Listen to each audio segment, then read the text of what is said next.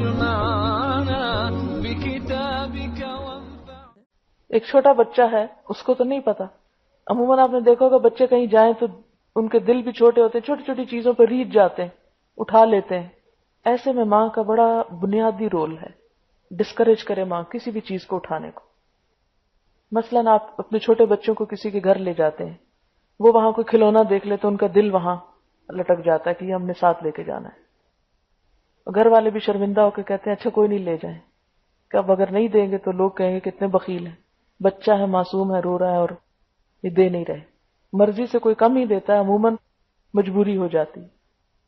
ایسے میں ماں کا کردار ہے کہ وہ تھوڑا سا رونے دے بچے کو، تھوڑا سا دل ٹوٹنے دے، کیونکہ اب مشکل ہماری یہ ہو گئی کہ ہم ہر قیمت پر بچوں کو خوش کرنا چاہتے ہیں. تو کوئی نہیں، رو لے تھوڑا سا. میرے ساتھ پچھلے ہفتے یہ واقعہ ہوا کہ میں ہشام کو لے گئی، اپنے برانچ ہے عسکری 4 کی، وہاں تو وہاں میز پڑا تھا، تو میز کا دراز اس نے کھولا، وہاں سے ایک ربڑ اٹھا لیا. کہتے کہ یہ میں نے لینا. مجھے بتایا اس نے، میں نے کہا نہیں ہمارا نہیں. کہتے میرے پاس ہے نہیں. میں نے کہا میں آپ کو لے دوں گی، آپ چھوڑ دیں. کہتا میں پوچھ لیتا ہوں. میں نے کہا یہاں اس کا مالک کوئی نہیں ہے، تم پوچھ نہیں سکتے، اس کو رکھ دو. نہ مانا، باہر لے گیا، نکل گیا. لوگ مجھ سے باتیں کر رہے تھے، میری نظر اپنے بچے پہ ہی تھی کہ وہ ربڑ لے گیا. میں دروازے کے پاس آئی تو میں نے کہا کہ ہم گھر نہیں جا سکتے جب تک یہ ربڑ واپس نہیں جائے گا. لیٹ گیا، رونے لگ گیا، چوٹ بھی لگ گئی اس کو. میں نے کہا جو اللہ کی نافرمانی کرے اسے چوٹ بھی لگتی ہے. لوگ آگے بڑھ کے اٹھانے لگے. میں نے کہا اس کو کوئی نہ اٹھائے، پیچھے ہو جائیں آپ لوگ، کیونکہ عموماً لوگ اس طرح بہت بچوں کو خراب کرتے ہیں. ماں اگر سزا دے رہی تو دوسرے لوگ لاڈ شروع کر دیتے ہیں. میں اس کو روتا چھوڑ کے اگنور کر کے ایک طرف آ گئی. پھر میں نے صفیہ کو بھیجا، میں نے کہا جاؤ اس سے ربڑ لے آؤ. خیر اس نے ربڑ دے دیا، اس کو میں نے رکھوایا واپس. اس کے بعد ہم آگے چلے تو مارکیٹ میں نے چونکہ وعدہ کیا تھا کہ میں آپ کو لے کر دوں گی، میں اتری مارکیٹ میں، اس کو لے کر گئی. میں نے کہا اب یہاں سے جو ربڑ چاہیے لے لو. خیر اس نے ربڑ کے ساتھ پینسل، پینسل کے ساتھ کلر باکس، کلر باکس کے ساتھ ڈرائنگ کی بک سب پسند کر لیا. میں بھی لیتی گئی. میں نے کہا لے لو.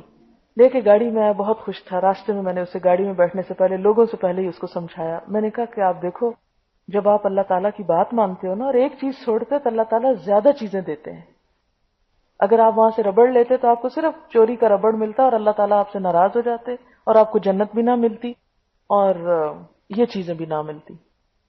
اس کو سمجھ آئی یا نہیں آئی، جتنی بھی آئی، جتنے پرسنٹ بھی آئی، لیکن یہ سب علاج کر کے پھر میں گاڑی میں بیٹھی. پھر اس کے بعد خوش رہا. اگلا درس تھا میرا کہیں اور، وہاں بھی بیٹھ کے کلرنگ کرتا رہا. اور گھر آ کر بھی میں نے اس کی تھوڑی سی مزید برین واشنگ کی. آج ہی اس کی وہ ٹیچر بتا رہی تھی کہ ہم جب اسکول میں دعا کراتے ہیں تو سب بچے دعا کرتے ہیں، اپنی اپنی کرتے ہیں. تو یہ دعا کرتا ہے کہ یا اللہ مجھے، میرے ماما بابا کو، نانی نانا کو، سب کو جنت میں جگہ دینا. کیونکہ جنت کا کانسیپٹ اتنا بڑا ہے.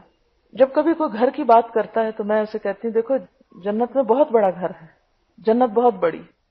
کسی بھی چیز کی بات جب اس کے دل میں کوئی خواہش پیدا ہوتی تو میں ہمیشہ اس کو اس چیز کے لالچ میں پڑنے کی بجائے اس سے ایک بڑی چیز کا کانسیپٹ دیتی. اسے بھول جاؤ، اس سے بڑی چیز وہاں ہے. تو اب اگر میں یہ کہتی کہ خیر ہے الہدا ہی کا ربڑ ہے نا تو کیا ہوا، میں بھی تو ڈونیشن دیتی ہوں، چلو میں اس میں ہی کاٹ لوں گی، پیسے ڈال دوں گی. نہیں، میں تو پیسے ڈال دوں گی. بچے کو تو چوری کی عادت پڑ گئی، اس نے تو کسی کا مال حلال کر لیا اپنے لیے. تو اسی طرح کئی دفعہ ریسپشن سے روتا ہوا آتا ہے کہ مجھے الہدا والے پین نہیں دیتے، مجھے الہدا والے یہ نہیں دیتے. تو وہ رونا زیادہ اچھا ہے، اس کے حق میں بہتر ہے، کیونکہ یہ ایک بچوں کی نفسیات ہوتی ہے. کچھ ایسا عرصہ ان پہ گزرتا ہے کہ جب دنیا کی نئی نئی ہوش آتی ہے نا تو دنیا کی محبت پیدا ہوتی ہے. یہ موقع ہوتا ہے کہ دنیا کی محبت کم کی جائے بچوں کے دلوں سے. اب وہ محبت پیدا ہوتی ہے تو ہر چیز اچھی لگنے لگتی ہے، اپنے پرائے کا فرق وہ بھولنے لگتے ہیں اور پھر ہر چیز ہتھیانے کے شوق میں ہوتے ہیں. بہن بھائیوں کی چھین لی، اس کی چھین، اس کی چھین، وہ ہرس اور لالچ کا دور شروع ہو جاتا ہے ہوش سنبھالتے ہی انسان کا. چونکہ آپ سب مائیں ہیں اس لیے میں نے ایک آپ کو واقعہ بتایا ہے تاکہ آپ لوگوں کو تربیت کرنے میں آئندہ آسانی ہو. ایسے موقع پہ چھینا جھپٹی بھی نہ کریں، مار پیٹ بھی. کئی ماؤں کو میں نے دیکھا وہ مارنا شروع کر دیتی ہیں لوگوں کے سامنے، بچے کی انسلٹ کرتی ہیں. نہیں، کچھ نہیں کریں، اگنور کریں، نظر اس پہ رکھیں کہ وہ کیا کر رہا ہے اور طریقے سے اس معاملے کو سلجھا لیں. کیونکہ شدت سے، سختی سے اس طرح کی چیزیں جو ہیں وہ بغاوت پیدا ہوتی ہے.